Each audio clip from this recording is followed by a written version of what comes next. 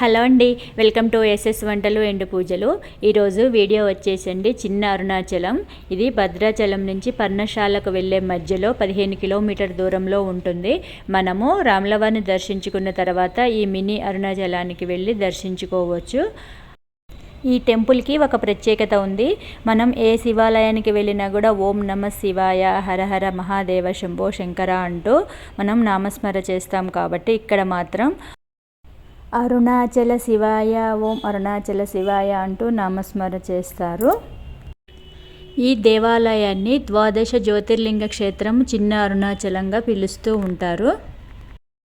ఇక్కడ అరుణాచలంలో అరుణగిరి చుట్టూ ఉన్నట్లుగా సంపత్ వినాయకుడు, భగవాన్ రమణ మహర్షి, అష్టదిక్పాలకు లింగాలు, సూర్య చంద్రలింగాలు, గణపతి, సప్తమాతృకలు, శ్రీ వెంకటేశ్వర స్వామి పాదాలు, మరకత లింగము, బుధ నారాయణుడు, పంచముఖ అరుణాచలేశ్వరుడు, అర్ధనారీశ్వర లింగము, శ్రీపాదలింగము, శ్రీ చక్ర శివలింగాలతో పాటు 1008 సహస్ర బ్రహ్మ సూత్ర లింగాలు ప్రతిష్ఠింపజరిగాయండి.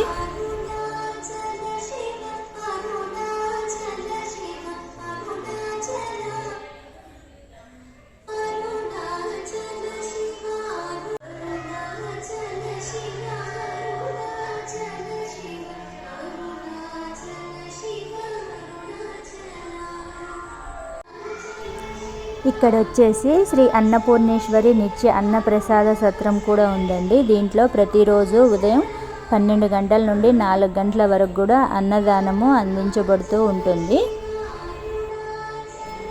ఈ విధంగా అన్ని ద్వాదశ జ్యోతిర్లింగాలను మనం దర్శించుకోవచ్చండి. మీరు భద్రాచలం వెళ్ళినప్పుడు తప్పకుండా వీలు తీసుకొని ఈ చిన్న అరుణాచలాన్ని దర్శించుకోండి. ఇక్కడ వచ్చేసి పెళ్లి రోజు, పుట్టినరోజు, పెద్దల జ్ఞాపకార్థం పేరున కూడా అన్నప్రసాదం అందించబడుతూ ఉంటుందటండి. ఓకే అండి, మీకు వీలైనప్పుడు ఈ ద్వాదశ జ్యోతిర్లింగ క్షేత్రం చిన్న అరుణాచలాన్ని దర్శించుకోండి.